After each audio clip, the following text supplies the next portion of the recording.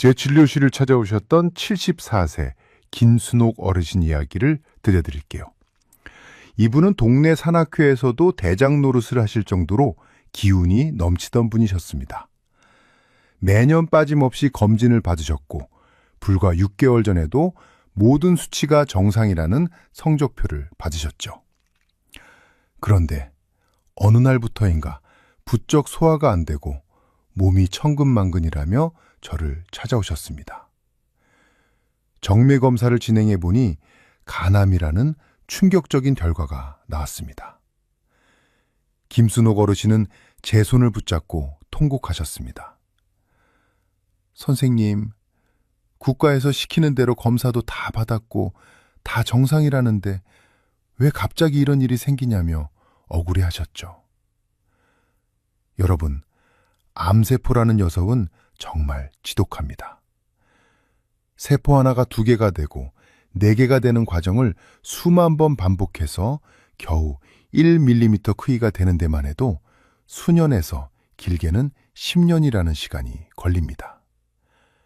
그런데 지금 병원에서 쓰는 최첨단 장비들도 이 1mm짜리 암은 찾아내지 못합니다. 적어도 5mm 이상은 커져야 비로소 카메라에 잡히는 겁니다. 그러니까 작년 검진에서 깨끗했다는 건 암이 아예 없었다는 게 아니라 단지 장비가 찾아내지 못할 만큼 작아서 숨어 있었다는 뜻입니다.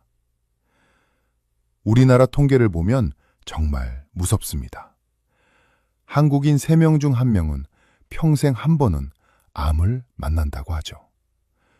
특히 요즘은 식습관이 변하면서 예전에는 드물었던 암들이 폭발적으로 늘고 있습니다. 하지만 더 큰 문제는 우리가 수치에만 집중하느라 내 몸이 보내는 진짜 신호를 놓치고 있다는 겁니다. 피검사 수치가 정상 범위 맨 끝에 걸려 있는데도 그냥 정상이라고 하니까 안심하고 나쁜 습관을 이어가는 분들이 너무 많습니다. 도대체 왜 이런 일이 벌어질까요? 김순옥 어르신처럼 매일 운동하고 건강하게 살려고 노력했는데도 왜 암세포는 야금야금 몸을 갉아먹고 있었을까요? 그 해답은 바로 여러분이 매일 드시는 식탁 위에 숨어 있습니다. 특히 우리가 건강에 좋다고 믿고 무심코 사용해온 기름들이 오히려 암세포의 훌륭한 먹잇감이 되고 있었다는 사실 알고 계셨나요? 오늘 제가 여러분께 알려드릴 내용은 이겁니다.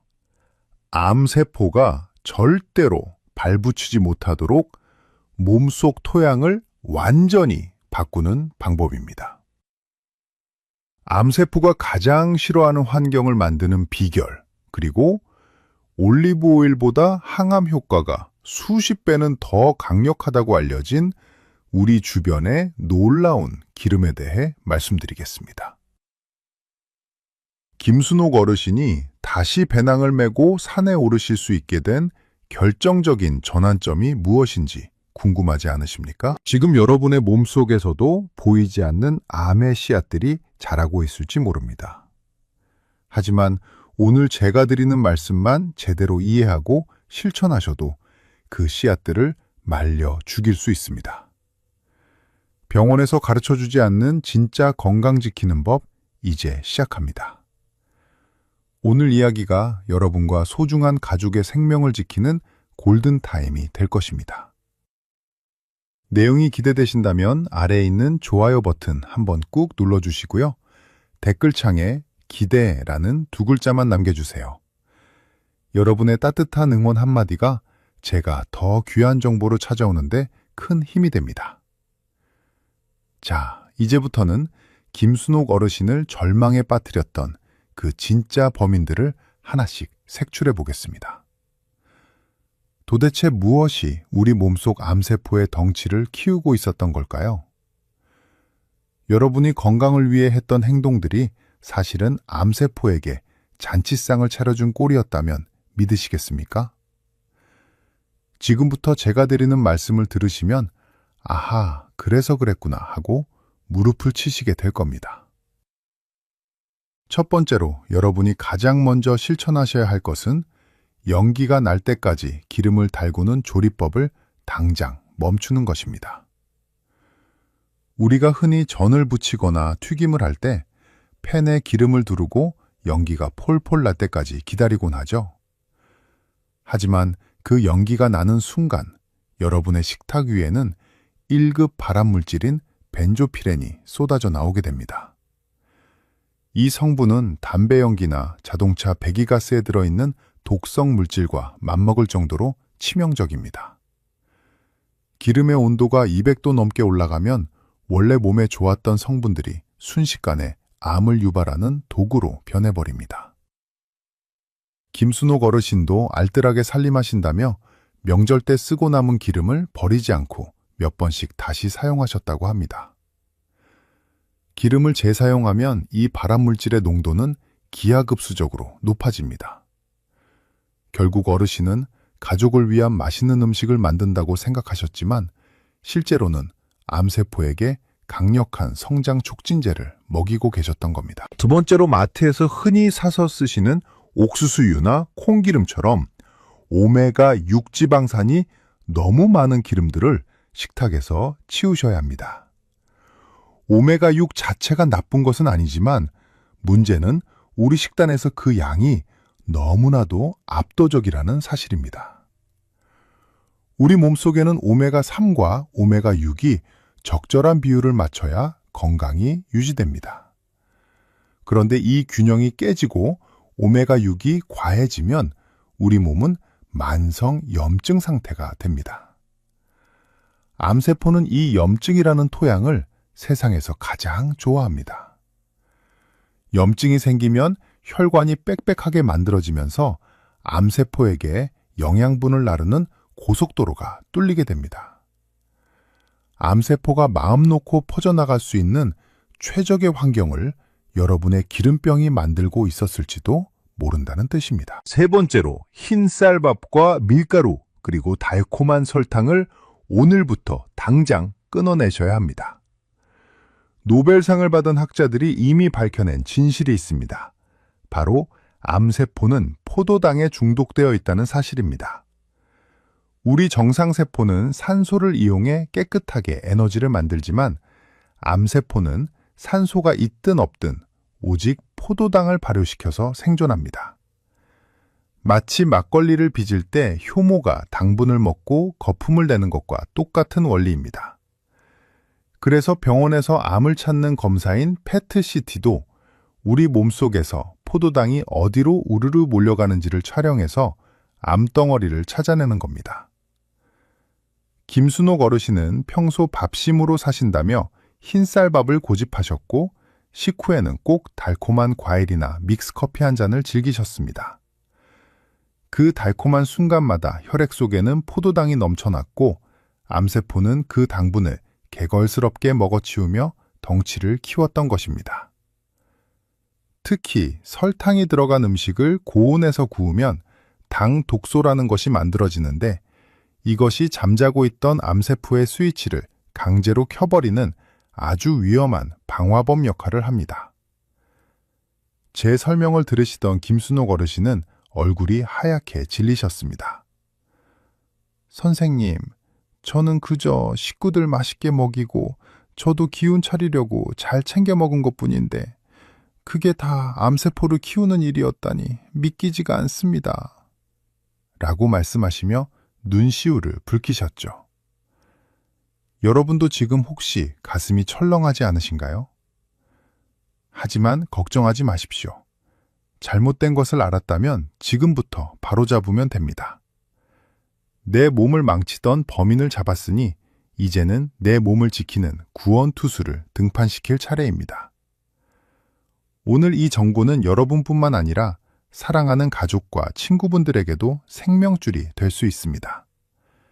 지금 바로 이 영상을 소중한 분들에게 공유해 주세요.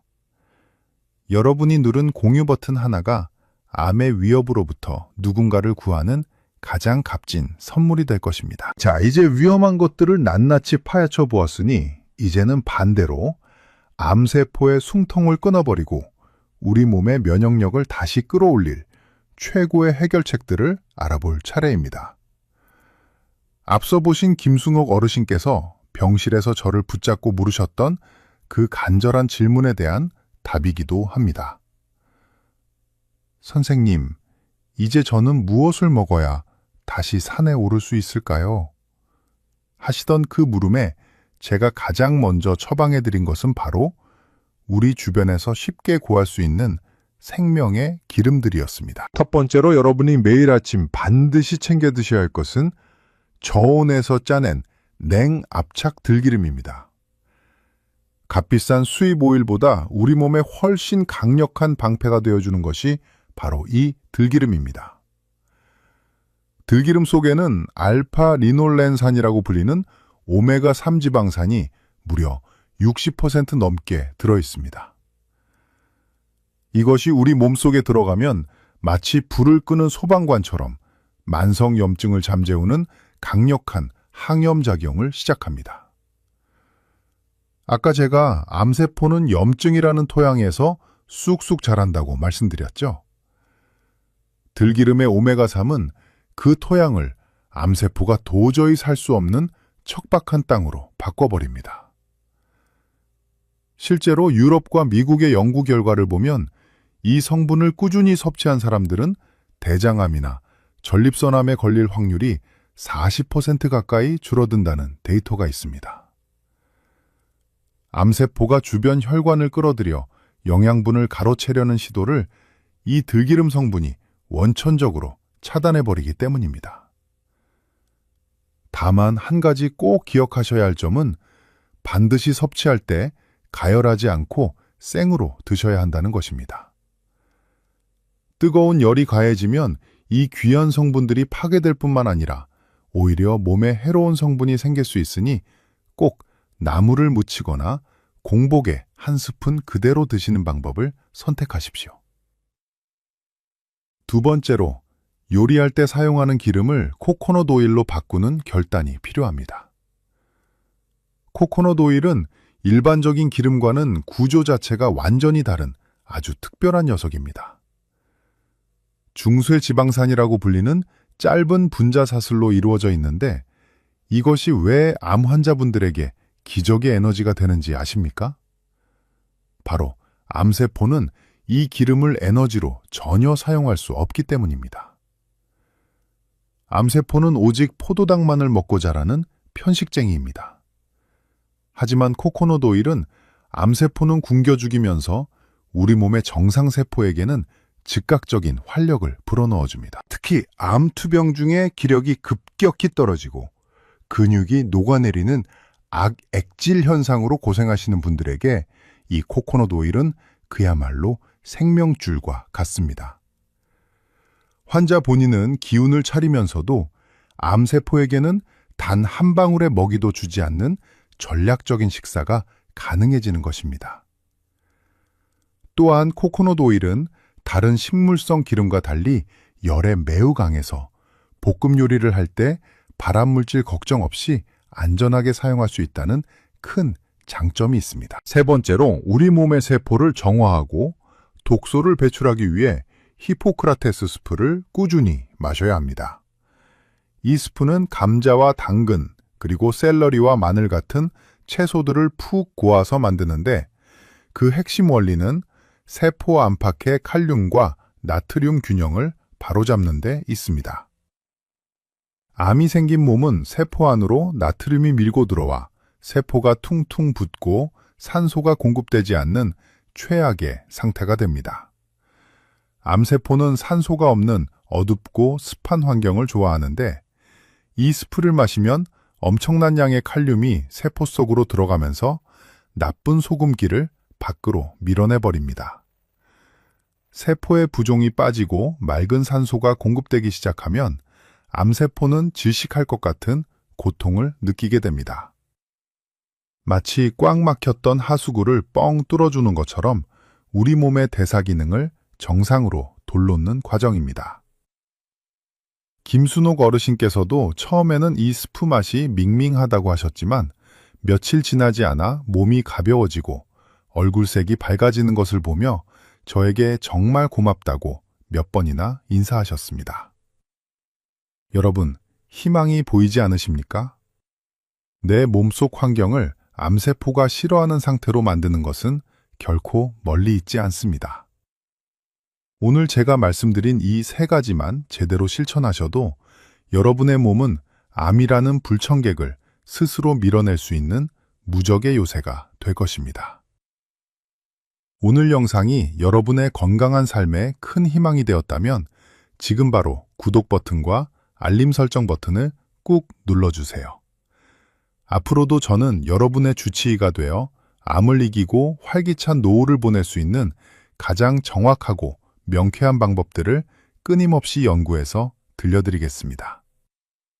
여러분의 소중한 클릭 한 번이 제가 더 좋은 영상을 만드는데 가장 큰 원동력이 됩니다. 자, 이제 가장 중요한 질문이 남았습니다. 좋은 건 알겠는데 아침부터 저녁까지 도대체 어떻게 먹어야 할까요? 하는 것이죠. 우리 김순옥 어르신께서도 똑같이 물어보셨습니다. 선생님, 좋은 건 알겠는데 아침부터 저녁까지 구체적으로 어떻게 챙겨 먹어야 하는지 막막합니다. 하고 말이죠. 지금부터 제가 여러분의 하루를 책임질 기적의 건강 시간표를 정확하게 짜드리겠습니다. 아침에 눈을 뜨시면 제일 먼저 이렇게 하십시오. 냉장고에서 신선한 냉압착 들기름을 꺼내서 숟가락으로 딱 한 스푼만 그대로 드시는 겁니다. 이때 한 가지 꿀팁을 더해드리면요. 들기름만 드시는 것보다 호두나 아몬드 같은 견과류 몇 알을 함께 씹어 드시는 것이 훨씬 좋습니다. 견과류 속에 풍부한 비타민 E가 들기름의 오메가3이 상하지 않게 지켜줄 뿐만 아니라 우리 몸에 흡수되는 속도를 2배 이상 끌어올려주기 때문입니다. 그 다음 아침 식사 때는 거꾸로 식사법을 반드시 실천하셔야 합니다.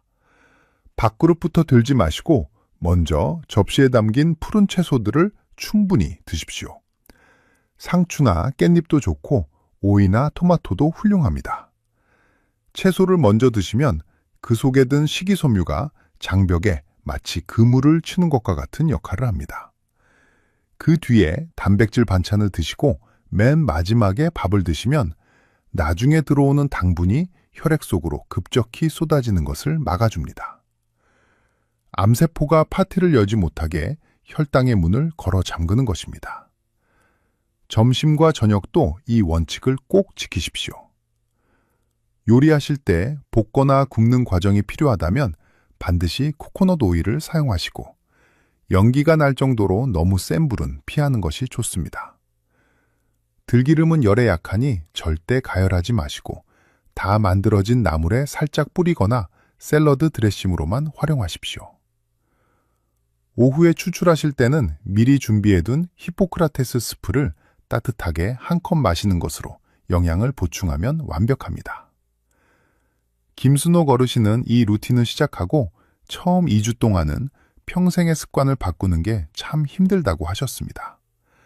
하지만 딱 3주가 지나는 시점부터 몸이 먼저 반응하기 시작했습니다. 아침에 일어날 때 눈이 번쩍 뜨이고 소화가 안 돼서 더부룩하던 증상이 씻은 듯이 사라지셨죠.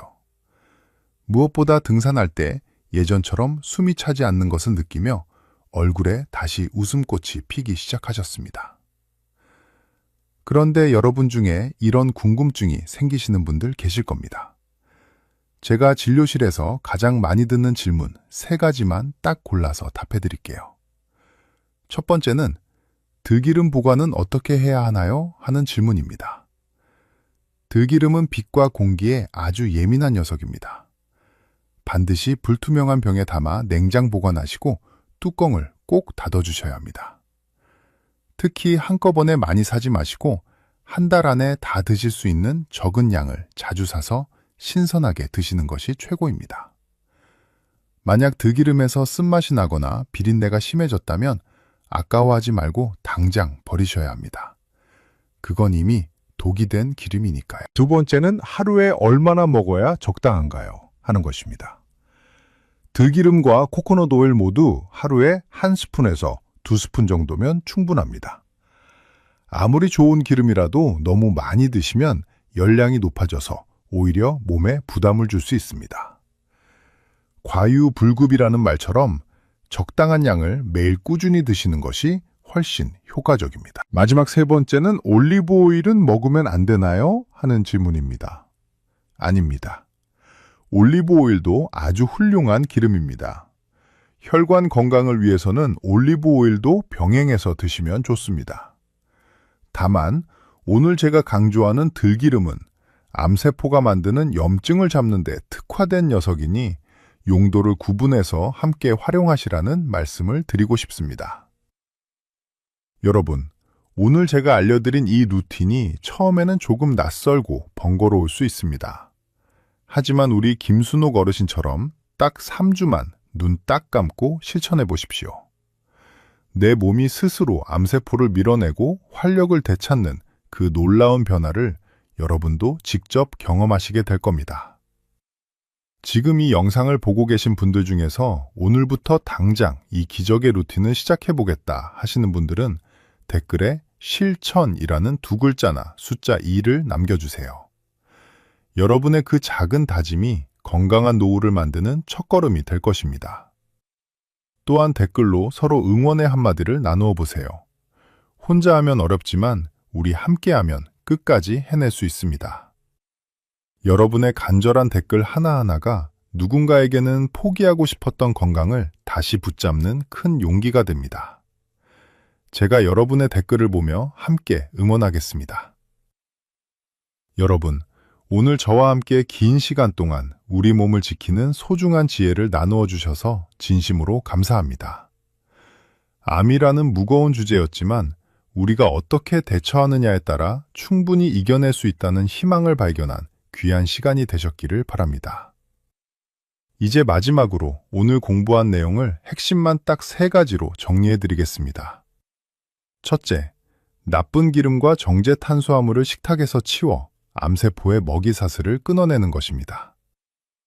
둘째, 냉압착 들기름과 코코넛 오일 그리고 히포크라테스 스프를 통해 암세포가 살 수 없는 청정한 몸속 환경을 만드는 것입니다. 셋째, 거꾸로 식사법을 습관화하여 매일매일의 혈당을 안정시키고 면역세포의 힘을 키우는 것입니다. 우리 김순옥 어르신은 지금 어떻게 지내고 계실까요? 지난주에 정기검진을 위해 병원을 찾으셨을 때 어르신의 얼굴에는 예전의 그 활기찬 웃음이 가득했습니다. 이제는 다시 산악회 활동을 시작하셔서 매주 친구들과 함께 건강하게 숲길을 걷고 계신다고 합니다. 어르신은 제 손을 꼭 잡으시며 선생님이 알려주신 기름 한 스푼과 식사 순서 하나가 제 인생을 통째로 구해주었습니다. 라고 몇 번이나 고마움을 표현하셨습니다. 1년 전 암 진단을 받고 세상이 무너지는 것 같다며 눈물 짓던 모습은 이제 찾아볼 수 없게 되었습니다. 여러분, 우리 몸에는 우리가 생각하는 것보다 훨씬 강력한 스스로를 치유하는 능력이 숨어 있습니다.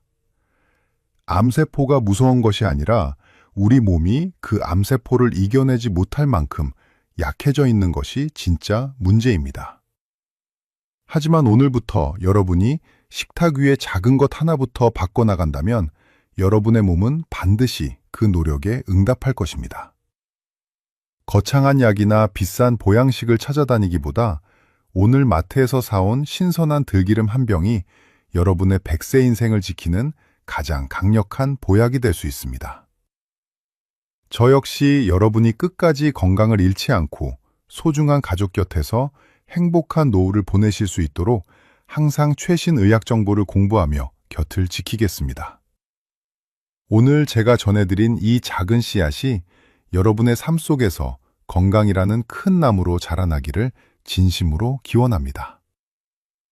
여러분은 충분히 건강해질 자격이 있고 또 그렇게 될 수 있습니다. 자신을 믿고 오늘 알려드린 루틴을 꼭 실천해 보세요. 마지막으로 오늘 영상이 여러분께 힘이 되었다면 주변에 건강이 걱정되는 분들에게도 꼭 전해주시길 부탁드립니다. 여러분의 따뜻한 공유 한 번이 절망에 빠진 누군가에게는 다시 일어설 수 있는 기적의 마중물이 될 것입니다. 저는 다음에도 여러분의 가려운 곳을 시원하게 긁어드리고 실질적인 도움을 드릴 수 있는 더 유익한 영상으로 찾아뵙겠습니다. 긴 시간 경청해 주셔서 감사합니다. 여러분 항상 평안하시고 무엇보다 건강하십시오. 지금까지 여러분의 건강 주치의였습니다. 감사합니다.